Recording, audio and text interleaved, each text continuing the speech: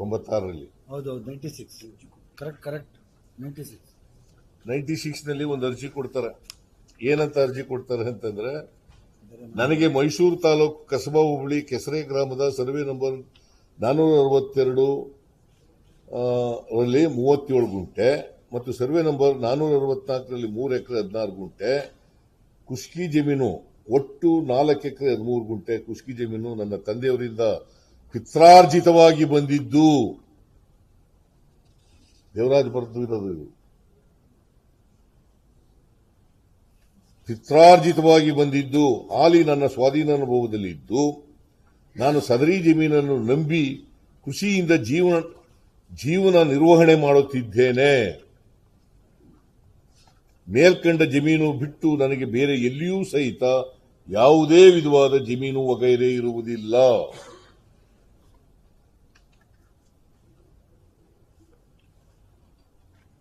ನನಗೆ 4 ಜನ ಗಂಡು ಮಕ್ಕಳಿದ್ದು ಅವರೆಲ್ಲರೂ ನಿರುದ್ಯೋಗಿಗಳಾಗಿರುತ್ತಾರೆ.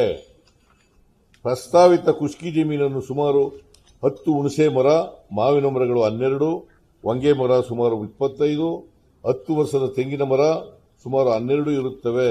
ಸದರಿ ಜಮೀನನ್ನು ತಾವುಗಳೇನಾದರೂ ನಗರಾಭಿವೃದ್ಧಿ ಪ್ರಾಧಿಕಾರದ ಬಡಾವಣೆಯ ಉದ್ದೇಶಕ್ಕಾಗಿ ಭೂಸ್ವಾಧೀನ ನಡುವೆ ನಡೆದಿದ್ದು, ಪತ್ರದಲ್ಲಿ ಭೂಸ್ವಾಧೀನದಿಂದ ಕೈಬಿಟ್ಟು ನಾವುಗಳು ಕೃಷಿ ಜಮೀನನ್ನು ಮುಂದುವರಿಸಲು ಅವಕಾಶ ಮಾಡಿಕೊಡಬೇಕೆಂದು ಪ್ರಾರ್ಥಿಸುತ್ತೇನೆ. ಇದು ಅರ್ಜಿ. ದೇವರಾಜು ಮಿನಿಸ್ಟ್ರು ಆಗ ಬಚ್ಚೇಗೌಡರು, BN ಬಚ್ಚೇಗೌಡರು.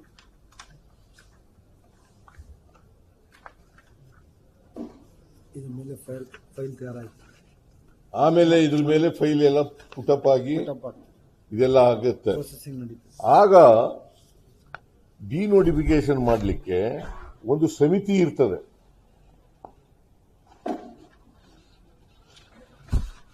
ಇವರು ಬಾಲಸುಬ್ರಹ್ಮಣ್ಯಂ ಹೆಸರಿನಲ್ಲಿ ಒಂದು ಪೇಪರ್ ಕಮಿಟಿ ನೋಡಿ, ಅದು ಕೊಡಿ. ಬಾಲಸುಬ್ರಹ್ಮಣ್ಯ, ಇನ್ನೊಬ್ರು ಡೆವಲಪ್ಮೆಂಟ್ ಬಾಲಸುಬ್ರಹ್ಮಣ್ಯನ್, ಬಾಲಸುಬ್ರಹ್ಮಣ್ಯನ್, ನಿಮಗೆ ಗೊತ್ತಿರಬಹುದು. ಆ ಕಾಲದಲ್ಲಿ ಕಂದಾಯ ಸೆಕ್ರೆಟರಿ ಆಗಿದ್ರು, ಸೆರಿಕಲ್ಚರ್ನಲ್ಲಿದ್ರು, ಕಂದಾಯದಲ್ಲಿದ್ರು. ಆಮೇಲೆ ಇವೆಲ್ಲ ಒತ್ತುವರಿಗಳನ್ನೆಲ್ಲ ಮಾಡಲಿಕ್ಕೆ ಅವರ ಅಧ್ಯಕ್ಷತೆಯಲ್ಲಿ ಮಾಡಿದ್ದದು. ಖಡಕ್ ಆಫೀಸರ್, ಗುಡ್ ಆಫೀಸರ್. ಅವರ ಅಧ್ಯಕ್ಷತೆಯಲ್ಲಿ ಒಂದು ಸಮಿತಿ ಇತ್ತು. ಇದು meeting proceedings. Balasubramanian principal secretary to government revenue department, Govindaraj secretary to government urban development, KM Thammaiah additional secretary to government law department. ಇವರು 3 ಜನರ ಹೆಸರಿನಲ್ಲಿ ಒಂದು ಕಮಿಟಿ ಇರ್ತದೆ. ಅವರು ಮೀಟಿಂಗ್ ಮಾಡಿ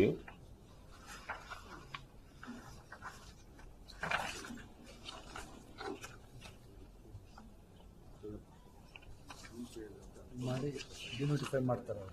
ಆಗ ಮೀಟಿಂಗ್ ಮಾಡಿ ಕರ್ನಾಟಕ ರಾಜ್ಯ ಪತ್ರದಲ್ಲಿ 98ರಲ್ಲಿ ಈ ಪ್ರೊಸೀಡಿಂಗ್ಸ್ ಓದ್ಬಿಡ್ತೀನಿ ನಿಮಗೆ, ಯಾಕೆಂದ್ರೆ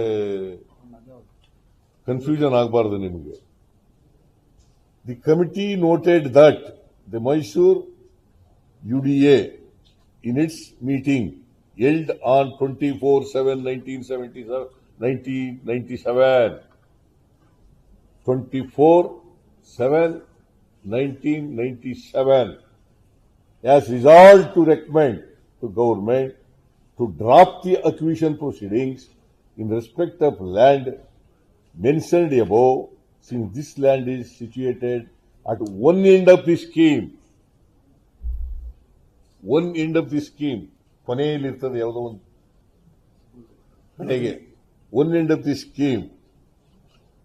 Further, it noted that in this land, the Karnataka Urban Water Supply and Drainage Board has not prepared any major plan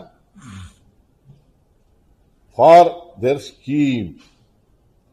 No plans have been prepared for Melapura water supply scheme also. The final notification was issued during April 1992 and 1997, August, for acquisition of the land by Muda for its scheme.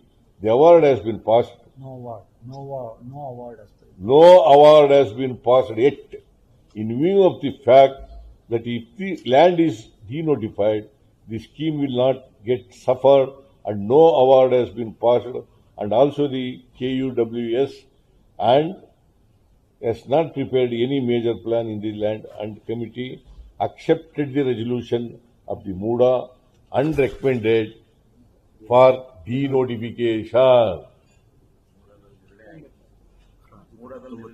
ಮೂಡಾದವರು ನಿರ್ಣಯ ಮಾಡಿ ಕಳಿಸಿರ್ತಾರೆ ಬಿಡಬಹುದು ಅಂತ. ಅದರ ಆಧಾರದ ಮೇಲೆ ಇವರು ಈ ಕಮಿಟಿಯವರು ತೀರ್ಮಾನ ತಗೊಳ್ತಾರೆ. ಇವೆಲ್ಲ ನಾವು ಮಾಡಿದ್ವಾ?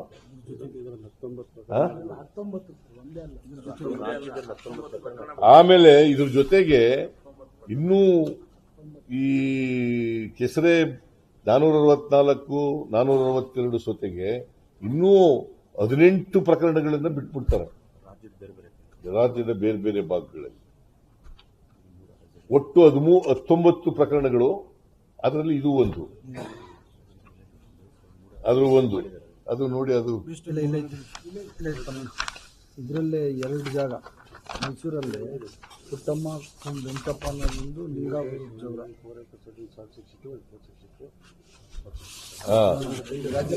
denotification of land measuring 4 acres 13 guntars in survey number 462 and 464 of Kesare village, Mysore, UDD 499, MIB 96. ಇದು ಅವರೇ ರೆಕಮೆಂಡ್ ಮಾಡಿರೋದು. ಬಾಲಸುಬ್ರಹ್ಮಣ್ಯ ಅವರ ಅಧ್ಯಕ್ಷತೆಯಲ್ಲಿ ಇದ್ದಂತ ಕಮಿಟಿ ರೆಕಮೆಂಡ್ ಮಾಡಿರೋದು. On the basis of the ಮೂಡಾದವರ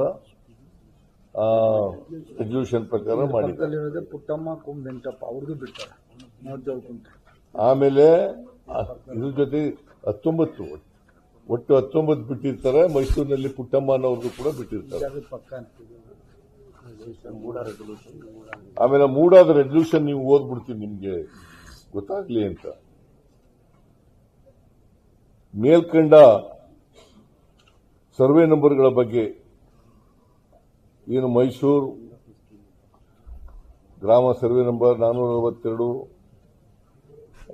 ಗುಂಟೆ, ಸರ್ವೆ ನಂಬರ್ 464 3 ಎಕರೆ 16 ಗುಂಟೆ, ಒಟ್ಟು 4 ಎಕರೆ 13 ಗುಂಟೆ ಭೂ ಸ್ವಾಧೀನದ ಕೈ ಬಿಡುವ ಬಗ್ಗೆ ಮೇಲ್ಕಂಡ ಸರ್ವೆ ನಂಬರ್ಗಳ ಬಗ್ಗೆ ವಿವರವಾಗಿ ಚರ್ಚಿಸಲಾಯಿತು. ಸಭೆಯಲ್ಲಿ ಹಾಜರಿದ್ದ ವಿಶೇಷ ಭೂ ಸ್ವಾಧೀನಾಧಿಕಾರಿಗಳು ಮೇಲ್ಕಂಡ ಜಮೀನುಗಳ ಬಗ್ಗೆ ಭೂ ಸ್ವಾಧೀನ ಪ್ರಕ್ರಿಯೆ ನಡೆದಿರುವುದನ್ನು ವಿವರವಾಗಿ ತಿಳಿಸಿದರು. ಅಂತಿಮವಾಗಿ ಸಭೆಯು ಚರ್ಚಿಸಿ ಸದರಿ ಜಮೀನುಗಳು ಕೆಸರೆ ಗ್ರಾಮದ ಹಾಗೂ ಪ್ರಾಧಿಕಾರದ ಬಡಾವಣೆಯ ಕೊನೆಯ ಭಾಗದಲ್ಲಿ ಬರುತ್ತಿರುವುದನ್ನು ಪರಿಶೀಲಿಸಿತು.